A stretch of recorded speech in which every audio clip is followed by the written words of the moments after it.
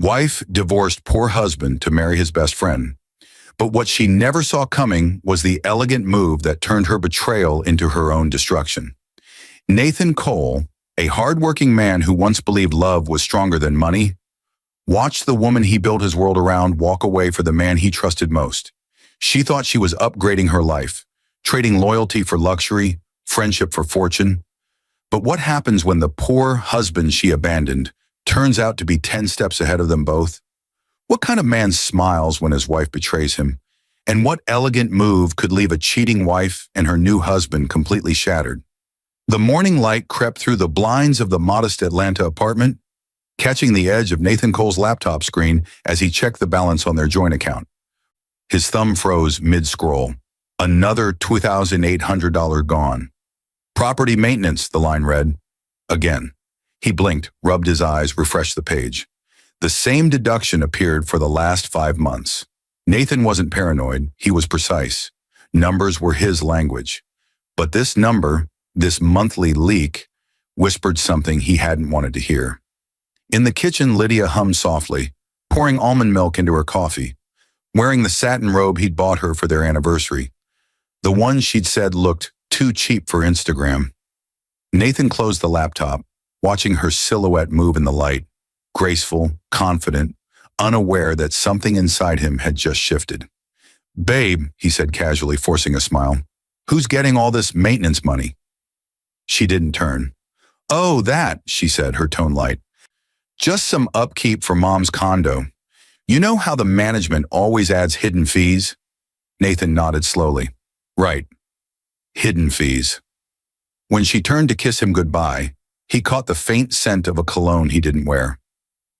Dylan's cologne. Expensive, sharp, arrogant. The kind you could smell across a boardroom. His best friend's scent. The day moved like glass. Nathan went to work, numbers blurring on the screen. He'd spent 10 years building stability. Not wealth, not luxury, just peace. He'd thought love could outlast ambition. But that morning, for the first time, he realized peace could make you blind. That night, as Lydia scrolled through her phone in bed, smiling at messages she pretended were from Ava, her yoga instructor, Nathan stared at the ceiling. The silence between them felt heavier than any argument. He reached for his phone, opened a private browser and typed, "Private Investigator Atlanta, Discreet Services." The man he called Logan Pierce had a voice that sounded like old leather and experience. "You sure you want to know?" Logan asked. "Some truths don't go back in the box once they're out?" "I'm sure," Nathan said.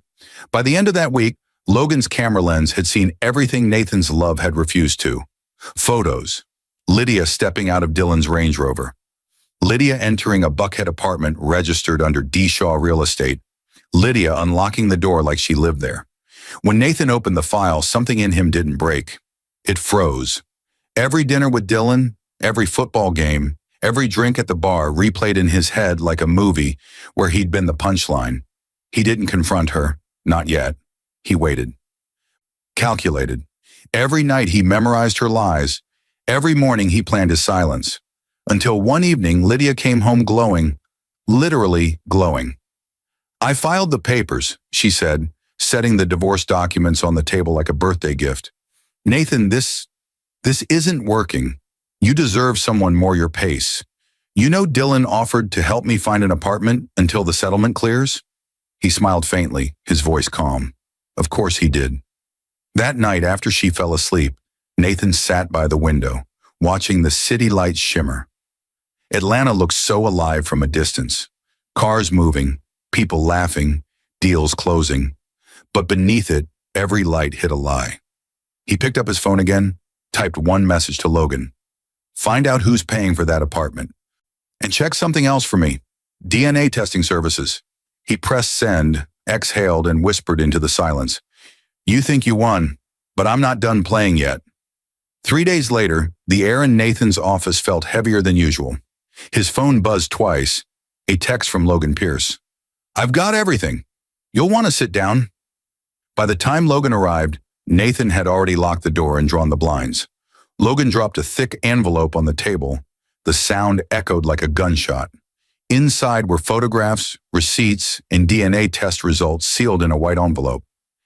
"She's been taking money from your joint account every month," Logan said quietly, sliding the papers forward. "Transfers marked as condo maintenance, straight into Dylan Shaw's apartment account." Nathan didn't speak. He flipped the photos slowly, each one colder than the last. Lydia in sunglasses stepping out of Dylan's Range Rover, the same car Dylan had once used to drive Nathan to his job interviews years ago.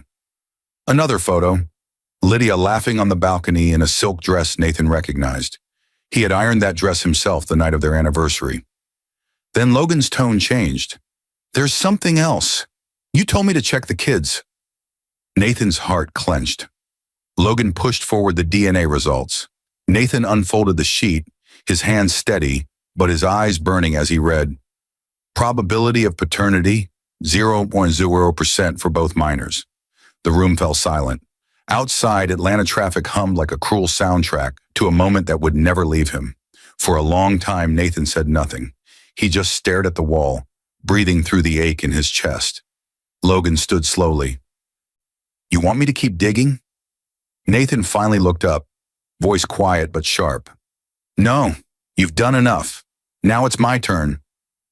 That night he drove through the city, past the restaurant where Lydia and Dylan had first met him for dinner years ago, past the cafe where Dylan had helped him write his first resume, past everything that used to mean loyalty. It all looked the same, but nothing felt real anymore. He parked outside the Buckhead apartment. From the shadows, he watched Lydia and Dylan laughing on the balcony, glasses in hand, living their little fantasy on the ruins of his trust. His fingers tightened around the steering wheel until his knuckles turned white.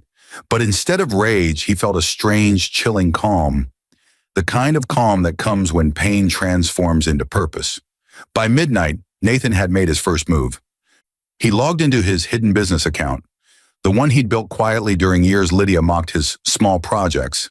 It wasn't small anymore. His fintech startup had just signed its first corporate contract, and the funding was set to multiply. He drafted one email to his co-founder, Clara Reyes. "Accelerate our registration transfer. New holding name, RC Analytics. Keep my name off the paperwork. Not a word to anyone, especially not Lydia." Then another message to Logan. "Follow Dylan's company. I want every legal weakness, every debt, every silent partner." The following morning, Lydia was gone before sunrise, leaving a note on the counter that read, "Don't make this harder than it is, Nathan. You'll be fine. You always survive." He looked at the handwriting that once made him believe in love and smiled faintly. "You're right," he whispered. "I survive, but not how you think." That same afternoon, Dylan's company received an email from a potential investor, a sophisticated tech firm offering partnership opportunities. Dylan, unaware that the proposal was Nathan's doing under a holding company, excitedly signed the preliminary documents. In that single digital signature, Nathan's first revenge seed was planted. As the sun dipped behind Atlanta's skyline, Nathan stood by his window again. The pain was still there, but it had changed shape. No longer a wound, but a weapon. The game had begun. He whispered to himself, almost smiling, "Let's see how it feels when trust turns into strategy." 2 weeks later, Lydia adjusted her diamond bracelet in the mirror of their new Buckhead penthouse, the one Dylan bragged about buying cash down, though Nathan knew the paperwork better than they did. Outside, Atlanta shimmered in the late spring haze, luxury cars humming down Peachtree Street, skyscrapers catching the light like mirrors built on ego. Lydia's reflection smiled back at her, but her eyes looked restless. Dylan came out of the shower, towel around his waist, scrolling his phone with the arrogance of a man who thought money erased history. "We got that investor deal finalized today," he said casually.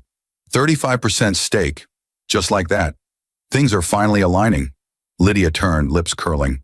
"See, I told you leaving him was the best decision. Nathan's a nice guy, but he was slow, no ambition. Always playing safe." Dylan smirked. "Yeah, well, safe doesn't build empires." He didn't know the empire he was building already had a new king. Across the city, Nathan sat in a glass-walled office downtown. The logo on the frosted door read Raycrest Analytics, but no one, not even the board members, knew that name belonged to him. His partner, Clara Reyes, entered with a folder. The transfer is complete. Dylan Shaw just signed the equity deal. You own 35% of his company through Raycrest. Nathan leaned back slowly, a calm satisfaction crossing his face. Good. Now we wait. Don't touch anything. Just observe. By the end of the week, Dylan's company began noticing odd disruptions. Small accounting inconsistencies, a flagged tax record, one missing permit on a development property. Nothing big enough to panic over, just enough to keep their financial officer up at night. Lydia brushed off Dylan's frustration with her usual smug comfort. Relax. Every business hits snags. You're too tense. Let's go to Miami for the weekend. We deserve a break. But when they tried booking the trip, Dylan's corporate credit card was unexpectedly declined. The assistant's confused tone over the phone said it all. Sir, there's a temporary hold due to an internal audit. Probably nothing major. Lydia froze. An audit, she repeated. Dylan waved it off, pretending control, but sweat had already started forming beneath his collar. That night, as Lydia scrolled through social media, she stumbled on a headline that made her heart skip. Local tech visionary Nathan Cole partners with Raycrest Analytics in $60 million expansion. A photo showed Nathan at a gala, smiling in a tailored black suit beside a striking woman. Clara, elegant, confident, her hand resting lightly on Nathan's arm. Lydia's fingers tightened on her phone. Her throat went dry. He's working with them? She muttered. Dylan, glancing over, frowned. Who? She flipped the screen toward him. Dylan froze. For a moment, neither of them spoke. The irony hit like a slap. The poor husband had not only survived, he was rising higher than ever, backed by a company indirectly entangled with Dylan's. He must have gotten lucky, Dylan said sharply, tossing the phone aside. You can't compare a tech bubble to real property. But his voice cracked just enough for Lydia to notice. Later that night, as Dylan slept beside her, Lydia sat awake, staring out the window. The city lights looked different now, colder, distant, almost mocking. For the first time, she wondered if she had miscalculated. She'd left a loyal man for a powerful one. But what if the loyal one had become the power? Meanwhile, across town, Nathan reviewed the audit files. Every move was in motion. Lydia and Dylan were dancing in a maze he had built. The IRS inquiry had been triggered quietly by an anonymous whistleblower complaint from an IP address routed through Raycrest's European division. Nathan poured himself a drink, his reflection calm in the glass. You wanted luxury, Lydia, he murmured softly. Let's see how much luxury you can afford when the walls start talking. The next morning, Dylan received an email from the IRS requesting full documentation of their firm's last 12 months of transactions, including rent reimbursements and personal transfers. The timing couldn't have been crueler. One of the transactions listed was the same account Lydia had once used to pay his apartment rent. When she saw the document, her face drained. Dylan, that's my name, my account. He turned to her, eyes sharp. What the hell did you do? For the first time, Lydia didn't have a lie ready. And somewhere in his downtown office, Nathan smiled faintly. The kind of smile that looked like peace but meant war. The next week came with more than whispers. It came with panic. Dylan's phone rang nonstop. Bankers, accountants, legal advisors, all wanting answers about the audit that had now spread from a routine check to a comprehensive financial review. Lydia watched from across the living room, her robe loose, her voice trembling as she asked the same question over and over. Can they take the company? Dylan's tone cracked between rage and fear. They can take everything if this gets classified as fraud. Do you understand? Everything. She swallowed hard, trying to sound composed. Then call your investors. Get ahead of it.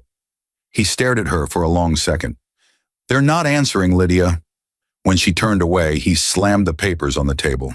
This started the same month you were moving money for that damn apartment, didn't it? The air turned thick. Lydia's hands shook. I told you, that money was from your husband's account, Dylan snapped, voice rising. You stole from him, and now it's connected to my firm. Do you have any idea what kind of trail that leaves? Lydia's jaw quivered. Stop calling him my husband. Oh, Trust me, Dylan hissed. The entire city's about to remember who he is. Across town, Nathan was preparing for the Raycrest Financial Forum, an exclusive event hosted for Atlanta's rising tech leaders. He stood before the mirror, adjusting the cufflinks Clara had gifted him, their silver glint matching the cool restraint in his eyes. "You ready?" Clara asked softly behind him. He smiled faintly. "I've been ready for months." The gala was held in a marble ballroom overlooking the skyline. Nathan's entrance turned heads. Not because he flaunted wealth, but because he radiated something rarer, power wrapped in calm. The once poor husband now stood under chandeliers that once seemed meant for other men. Reporters swarmed. Questions flew. "Mr. Cole, is it true Raycrest recently acquired a controlling interest in Shaw Real Estate Holdings?" Nathan looked directly into the camera and smiled. "We don't take control. We guide stability." The crowd laughed lightly, unaware that every word was a blade wrapped in silk. Lydia saw the coverage that same evening. The headline read, "Nathan Cole's Strategic Expansion Shakes Real Estate Sector." She muted the TV, her heart racing. Dylan was pacing the living room like a trapped animal. "He's behind this," Dylan muttered, his voice low and sharp. "He's the one who initiated that audit." Lydia's eyes widened. "That's impossible. He doesn't have that kind of reach." Dylan turned slowly toward her, his face hardening. "You don't know him anymore." That night, Lydia dreamed of the day she left Nathan, the way he'd stood by the door in silence. Signing the papers without argument, she'd mistaken that silence for weakness. But now she realized it wasn't surrender, it was strategy. By morning, another blow arrived. The IRS officially froze Dylan's corporate accounts pending investigation. Construction projects halted. Investors withdrew. Clients began canceling contracts, afraid of being tied to scandal. When Dylan's assistant quit midday, Lydia lost her composure completely. "How did this happen so fast?" she screamed, pacing the kitchen. "People don't lose everything overnight." Dylan slammed his hand on the counter. "He planned this, Lydia. He's been planning this since the day you left." And as if the universe agreed, her phone buzzed with a message from an unknown number. "Hope you and Dylan are enjoying the penthouse. Luxury suits you. N." Her breath caught. She stared at the screen, her face pale. "He texted me," she whispered. Dylan snatched the phone, read the message, and hurled it across the room. "Don't respond," he said. "That's what he wants. He wants to see us panic." But Nathan didn't need to see them panic. He already knew they were. That evening, as Lydia scrolled through social media, she saw a video clip circulating. Nathan and Clara on stage at the gala, his arm around her waist, her engagement ring catching the spotlight. The caption read, "From heartbroken to headline, Nathan Cole announces engagement to tech partner Clara Reyes." Lydia's lips parted in disbelief. "He's getting married?" Dylan's silence was the only confirmation she needed. Meanwhile, in his downtown office, Nathan watched the same video replay silently on his monitor. The city outside glittered like a reward he didn't need. Clara walked in and handed him a glass of champagne. "You did it," she said softly. He took it but didn't drink. "No," he said, eyes still on the screen. "Not yet. This is just the overture." The reflection in the glass showed a man reborn. Calm, precise, dangerous in his restraint. For every wound they'd given him, he was building an answer.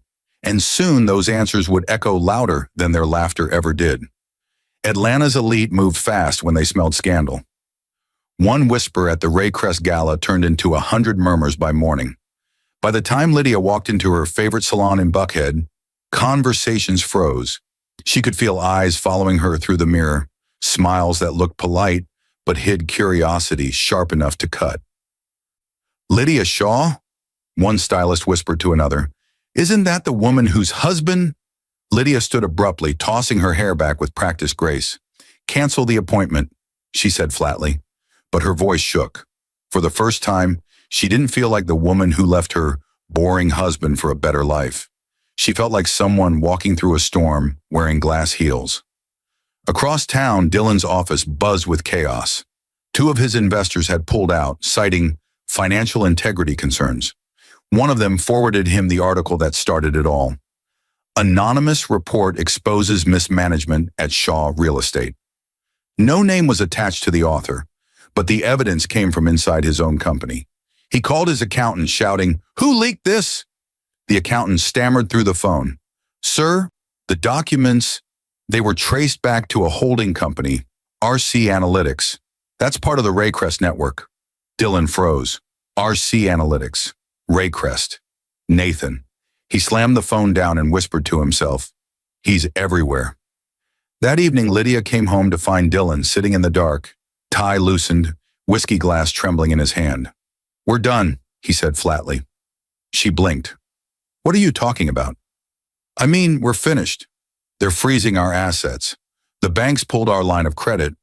The house," he looked up at her, eyes red. "The house isn't ours anymore." Her jaw tightened. "You said it was paid off." "I lied," he snapped. "It was under the company's trust, and now it's under investigation. They'll take it all." Lydia sank onto the couch, disbelief turning to panic. "You can fix this, Dylan. You're smart.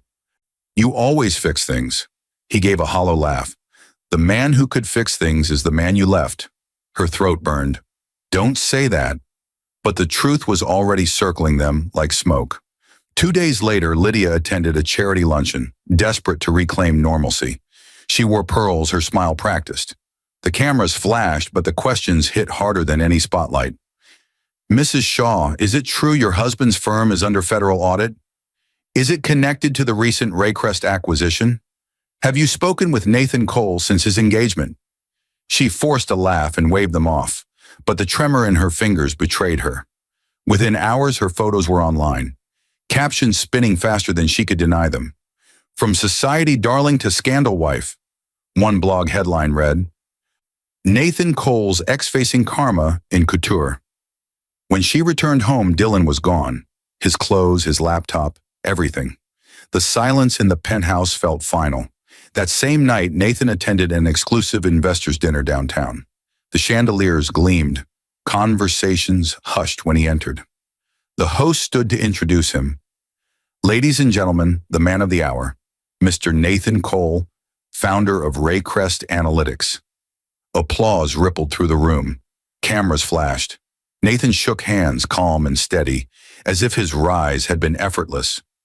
Only he knew the precision behind it, the patience of a man who had once been humiliated quietly and learned to strike silently. Midway through the dinner, a familiar voice startled him. "Nathan?" He turned. Lydia stood near the entrance, dressed in black, her eyes swollen but defiant. Security hesitated, unsure whether to stop her. The room went silent. "Nathan, please," she said softly, walking closer. "You've made your point."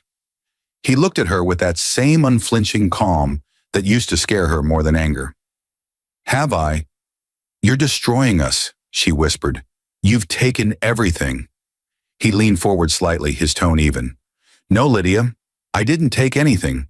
I simply gave back what belonged to me. The truth." Her voice cracked. "I loved you once." He smiled faintly. "Then you should have stayed long enough to know who I'd become." She reached for his arm, but he stepped back. "Don't," he said quietly. "You don't get to touch the man you betrayed just to see if he still bleeds." Security escorted her out as cameras rolled, clicks echoing through the hall like judgment. When Nathan returned to his seat, Clara leaned close and whispered, "Are you all right?" He nodded slowly. "Perfectly." But his eyes followed Lydia through the glass doors until she disappeared into the night, small, lost, and finally aware of the power of silence. Outside, Lydia stumbled into the cold air, surrounded by flashing lights and whispers. For the first time, she realized that the elegant man inside wasn't the same Nathan she'd left behind. He wasn't seeking revenge anymore. He was writing an ending she could never rewrite. And somewhere behind the ballroom glass, Nathan lifted his glass toward the city lights. "For love," he murmured softly, "and for every lie that made it stronger." Dylan Shaw's office once smelled of cedar polish and quiet confidence. Now it smelled like panic. Papers littered the floor, half-packed boxes lined the walls. And the phones never stopped ringing. Reporters, creditors, attorneys. The man who'd built towers across Atlanta now sat beneath a single fluorescent light, sweat clinging to his collar as reality closed in. "Sir," his CFO said, voice trembling, "the state's revoked our development license until the audit is complete. Our lenders want immediate repayment. If we can't produce liquidity in 7 days..." Dylan cut him off. "Get out." When the door slammed, Dylan pressed his palms to his face. He'd spent years crafting an image, custom suits, luxury cars, magazine interviews. But now every article, every headline, every smiling photograph had turned into evidence. And the cruelest irony? The mysterious investor who owned 35% of his company was the same man whose wife he had stolen. Across the city, Nathan watched the news on silent. The ticker read, "Shaw Real Estate under investigation. Key projects frozen." Clara entered his office, setting a document on the desk. "It's official," she said softly. "Their assets are being seized. The holding companies are folding into our investment wing by default." Nathan scanned the paper. "And Lydia..." Clara hesitated. "She filed for divorce yesterday. Again." He gave a faint, humorless smile. "She always runs toward whoever looks like survival." He looked out the window, the skyline glittering below him like a kingdom reclaimed. But this time, there's nowhere left to run. That evening, Lydia arrived at Dylan's penthouse, empty, stripped of furniture, echoing like a museum of lost luxury. "Dylan," she called, her heels clicking against marble. No answer. She found him in the kitchen, sleeves rolled up, packing boxes of old photos. "Where are you going?" she asked. He didn't look up. "Anywhere but here." "You can't just leave. We can fix this. We always fix things." Dylan turned slowly, eyes hollow. "You don't get it, do you? There's nothing to fix. He owns us. Every contract, every deal, every bank connection runs through his company. Even the lawyers are afraid to touch me." He laughed bitterly. "The man you called poor just bought the life we stole from him." Lydia's voice cracked. "Then talk to him. Apologize, maybe..." "Apologize?" Dylan stepped closer, his face inches from hers. "He's not after money. He's after balance. And balance doesn't negotiate." He shoved past her and walked out. The door slammed. Lydia stood frozen, surrounded by half-empty boxes and the echo of everything she'd chosen. Hours later, Nathan drove through the rain to the old neighborhood, the one where he and Lydia once lived before ambition corroded love. He parked across from their former house, now sold to strangers, and watched the porch light flicker in the drizzle. For a moment, the memory of simpler days pressed against his chest. The smell of pancakes, kids' laughter, Lydia humming in the kitchen. But memories, he realized, were like debts. They only mattered until they were paid. His phone buzzed. A message from his attorney. "Transfer complete. You now hold controlling interest in Shaw Real Estate assets. Dylan Shaw has filed for bankruptcy protection." Nathan exhaled slowly, closed his eyes, and whispered, "One debt cleared." By morning, the headlines hit every news feed. Shaw Real Estate declares bankruptcy. Ray Crest acquires assets in strategic takeover. The accompanying photo showed Nathan shaking hands with Atlanta's mayor, smiling politely. The caption beneath it read, "The comeback nobody saw coming." Lydia read it alone at a diner, makeup smudged, coffee untouched. Every word felt heavier than the last. People at nearby tables whispered her name. She pulled her coat tighter and stared at the newspaper until her vision blurred. Later that day, as Dylan's repossessed car was towed from the driveway, Lydia stood by the window and finally broke. Not loud, not theatrical, just quiet sobs against the glass. Meanwhile, Nathan sat in his penthouse office, the storm clouds clearing over downtown. Clara entered with 2 glasses of champagne. "To the next chapter?" she said. He nodded but didn't drink. "Not yet. There are still 2 pieces left." "Lydia and Dylan?" He looked out at the city, voice calm. "No. Lydia and the truth." The elevator dinged behind them. An assistant entered, holding a sealed envelope. "Mr. Cole, this came from your investigator. Said it's the last file you requested." Nathan opened it. Inside were printed screenshots. Lydia's old bank transfers, receipts, timestamps. Every betrayal quantified in numbers. He stared at the pages for a long moment, then set them on fire in the ashtray.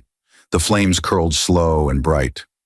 When Clara asked softly, "Why burn it?" he said, "Because revenge isn't complete when they suffer. It's complete when I don't care anymore." Outside, the wind shifted. Somewhere downtown, Lydia watched the same skyline from a cheap motel window, unaware that the man she thought she ruined had just erased the last trace of her name from his world. And in the quiet that followed, Nathan finally smiled. A small, elegant smile that held no hatred, only closure. A month passed, but time no longer moved the way it used to for Lydia. The world had gone silent around her. Calls unanswered. Friends who once filled her weekends with laughter now too busy. Her reflection in the motel mirror looked nothing like the woman who once floated through champagne dinners and gala nights. The pearls, the perfume, the practiced poise, all gone. What remained was raw, unpainted truth. Her phone buzzed with another decline notification from the bank. The last of her savings had gone to pay lawyers who never called back. She had tried to find Dylan, but his number was disconnected, his office emptied, his name already reduced to a footnote in business headlines. Rumors said he'd fled to Texas chasing a phantom investor. Others said he'd been arrested for falsified permits. Either way, she was alone. Across town, Nathan's life had moved forward with deliberate grace. The wedding was small, private, elegant. Just him, Clara, and a circle of genuine friends who had seen his transformation. The ceremony was held in a glass garden overlooking the skyline. When he looked into Clara's eyes as they exchanged vows, it wasn't triumph he felt, it was peace. Peace built from precision, not pride. Later at the reception, an older guest from the finance world raised a toast. "To new beginnings," he said. Nathan smiled politely, but when the room clapped, his mind drifted to the woman who had once called him average. For the first time, he realized he no longer hated her. Hatred required energy. She no longer had any power left to take. Meanwhile, Lydia found a job at a downtown diner, waiting tables for people who didn't recognize her name. She told herself it was temporary, that she'd rebuild. But every day she carried plates to laughing couples, she saw fragments of her old life reflected in their small moments. The kind of life she once threw away for something shinier. And every time she looked out the window at the skyline, she saw the logo of Raycrest glowing from a tower in the distance, like a reminder carved into the night.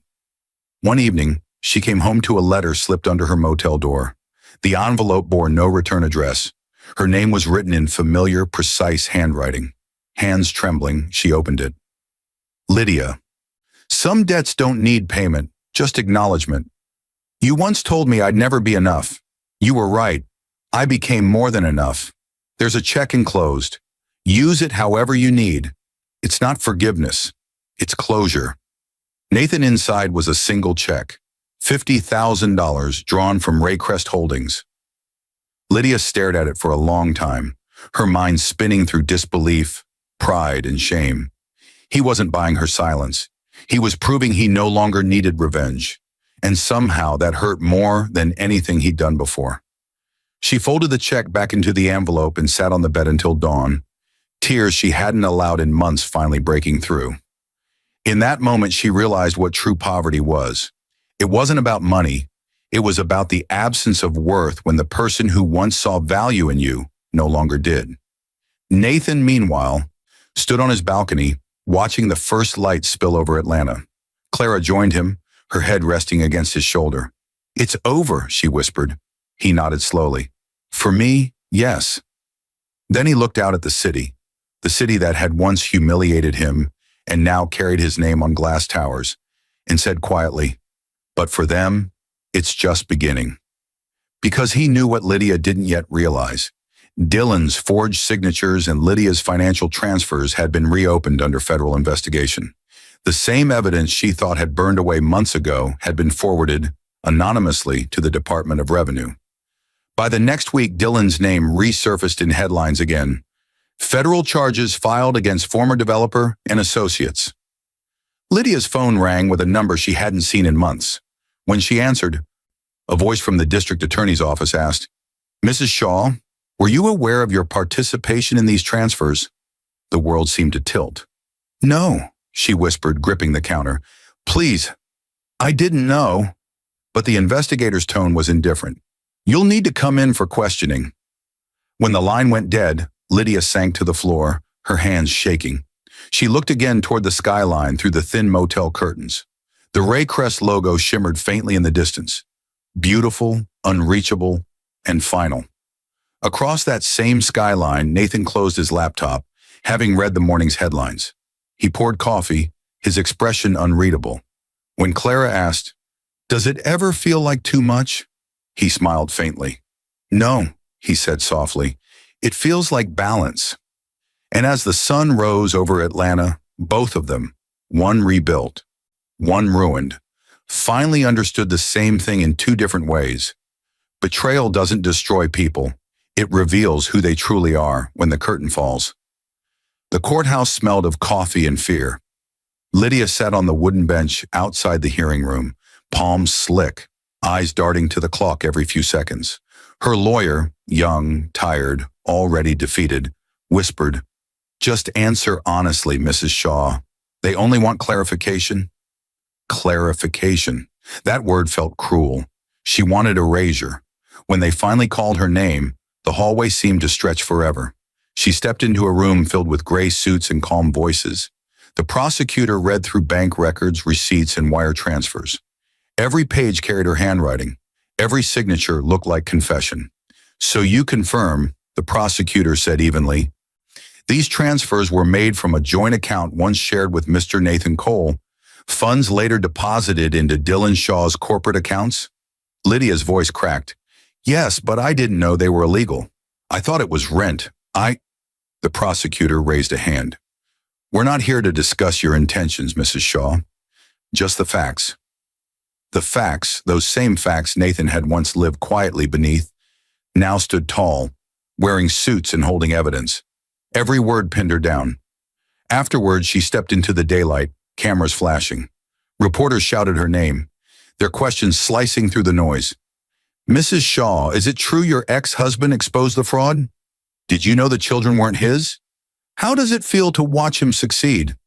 She pushed through the crowd, eyes burning. She didn't answer. She couldn't. For the first time, silence wasn't power. It was survival. Across the city, Nathan sat for a television interview. The studio lights glowed warm against his face as the host leaned in. "Mr. Cole, your company's growth has been extraordinary. Some say your story, losing everything and rebuilding, is a symbol of second chances. What drives you?" Nathan paused, choosing every word with surgical calm. "Sometimes," he said, "people think success is revenge. It isn't. Success is silence after noise. It's peace after chaos." The host smiled. "Beautifully said. And if those who wronged you were watching tonight?" Nathan's gaze didn't waver. "Then I hope they're listening, not watching. Watching means they still care. Listening means they've learned." The broadcast went viral by midnight. Comments flooded social media. Praise, admiration, disbelief. Nathan Cole became the emblem of grace under betrayal. Lydia watched it alone on the motel TV, tears running soundless. She whispered to the screen, "You win, Nathan." But even she knew it wasn't about winning anymore. It was about endings. The next morning she was summoned again, this time not to testify, but to settle. Dylan's plea deal named her as a participant in 2 transactions, but the prosecution offered leniency in exchange for cooperation. She signed the papers, hands trembling. The signature looked smaller than it used to. When she left the building, the sky broke open with soft rain. She didn't run. She let it soak her hair, her clothes, her pride, everything. For the first time, she felt clean. Later that evening, Nathan attended a charity fundraiser for underprivileged students. He stood at the podium, looking over a crowd that now adored him for the same humility they once mocked. "We all build something," he said. "Some build empires, some build excuses. I built another chance." Applause filled the room, but his eyes drifted to the back where a woman stood quietly near the exit, watching. Lydia. She looked older, smaller, but her eyes still carried that defiant spark. Their gazes met for the first time in a year. She didn't speak. She just mouthed, "I'm sorry." Nathan gave a small nod. No anger, no triumph, just closure. and turned back to finish his speech. When he stepped off the stage, she was gone. Outside, rain pooled under the streetlights, washing away her footprints before anyone could see them. Back in his car, Nathan sat in silence for a moment, then whispered, "Now it's over." But deep down, he knew endings never truly end. They simply fade when the heart stops remembering. The rain hadn't stopped for days. Atlanta looked blurred, streets glazed in silver, neon bleeding across puddles. Lydia walked with her coat pulled tight, one hand clutching the last envelope from her lawyer. It wasn't a summons this time. It was the final settlement notice. The government had accepted her cooperation. Her record would be cleared. Freedom on paper. But paper didn't feel like freedom. Paper felt like ash. She stopped outside a storefront window and saw her reflection framed between two mannequins wearing the same designer brand she used to model on social media. For a moment, she imagined the woman she used to be, heels clicking across marble floors, laughter echoing through penthouses. Then she remembered the sound of Dylan's voice the day the police took him away, the way he'd refused to look at her. "You destroyed both of us," he'd said before the elevator doors closed. Maybe he was right. Or maybe the destruction had been mutual from the beginning. Across town, Nathan was in a boardroom on the 48th floor, signing the last acquisition papers that absorbed what remained of Dylan's former company. His team congratulated him. Clara kissed him lightly on the cheek. He smiled, but there was no victory in it, just release. "Make sure the affordable housing project goes through," he said quietly. "Every property we reclaimed, convert them into something that helps people. That's how we close this." That evening, a delivery arrived at Lydia's motel. A small parcel, no return address, just her name typed neatly. Inside was a folded newspaper article, Nathan's latest interview, and a plain silver key. Beneath the key was a note. "There's a small house on Maple Street. It used to be ours. It's yours again. No conditions, no cameras, no press. Consider it an apology for the years I let you believe I was weak. N." She stared at the key for a long time before driving out to Maple Street. The house sat quietly behind a picket fence, lights dim, yard overgrown. Inside, the air smelled faintly of cedar and memory. The same window seat where she once folded laundry was still there. The same wall where Mason had drawn crayon rockets still bore faint traces of color. She sat down and cried until her voice went hoarse. Not because of guilt, but because of the unbearable gentleness of the gesture. When dawn came, Nathan stood on his balcony miles away, watching the sunrise wash over the city. Clara brought him coffee and set it beside him. "You finally let it go?" she asked. He nodded. "I didn't forgive her. I just stopped carrying her." Down on Maple Street, Lydia opened the front door to the morning light. The world outside smelled like rain and second chances, but she knew this wasn't a beginning. It was what remained after everything else burned away. She whispered his name once, quietly, almost like prayer.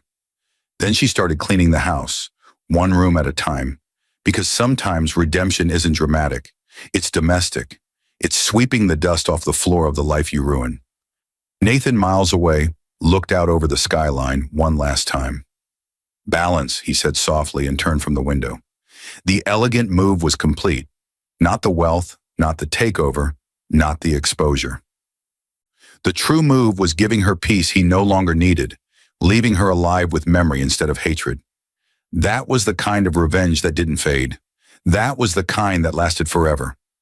Autumn drifted across Atlanta with that faint gold haze that makes the city look cleaner than it really is. Nathan stepped out of the black sedan parked in front of the new Raycrest Foundation building. Cameras waited, but this time they weren't hunting scandal. They were covering the launch of his housing initiative, one designed to turn foreclosed developments into affordable homes. He walked the press line calmly, shaking hands, answering questions with practiced warmth. Every movement felt lighter now, stripped of the weight that used to drive him. Inside, he cut the ribbon while Clara stood beside him, the crowd applauding. A reporter called out, "Mr. Cole, what inspired this project?" He smiled gently. "A reminder that rebuilding isn't about walls, it's about people. Every story deserves a second draft." Later, in his office overlooking the skyline, he signed the last document, placed his pen down, and exhaled. Clara watched him for a moment before asking, "So what now?" He looked out at the glass towers, their reflections catching the orange evening light. "Now we live," he said. "No more ghosts." Across town, Lydia was sweeping the front porch of the little house on Maple Street. The yard had begun to bloom again. She'd planted marigolds where weeds once grew. The air smelled of rain and cut grass. She had found a small bookkeeping job at a neighborhood clinic, modest but steady. Every paycheck felt like proof that she still existed. Sometimes she'd see Nathan's face on television, talking about technology or charity, and her chest would ache, not from envy anymore, but from recognition. The man she once belittled had become everything she pretended to want, and he had done it without needing her to see it. That evening she stood by the window, holding a cup of coffee, watching headlights slide past. On the kitchen counter lay the envelope he'd sent, the key, the note, and the check she never cashed. She kept them as a kind of scripture, the only evidence that mercy can hurt more than vengeance. Far above the city, Nathan poured 2 glasses of wine on the balcony. Clara joined him, her laughter soft against the wind. "You're smiling," she said. "That's new." He nodded. "It's strange. The world looks the same, but it feels different when you stop fighting ghosts." Down on Maple Street, Lydia stepped outside. The night air carried the distant hum of traffic, and faintly, the city lights where his tower gleamed. She whispered into the dark, "Thank you for letting me start over." No one heard her, but somewhere, across the skyline, Nathan looked up as if he had. The rain began again, gentle this time, washing the streets clean. 2 lives moved in opposite directions, one finally rising, one finally still, but for the first time neither carried the other's shadow. And that was the end of the elegant move. Not the destruction of those who betrayed him, but the quiet art of walking away whole.